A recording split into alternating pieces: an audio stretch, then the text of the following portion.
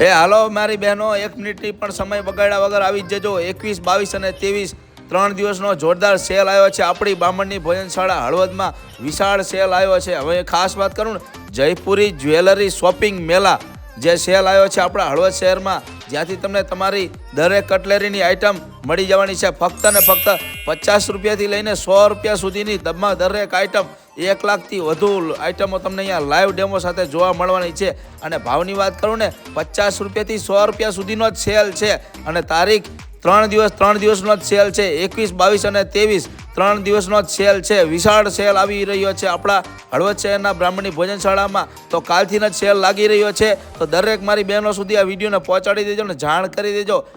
અરે આ વિડીયો હળવદ અને હળવદ તાલુકાની દરેક બહેનો સુધી પહોંચાડી દેજો, કેમ કે 3 દિવસનો જ સેલ છે ને ભવ્ય સેલ છે।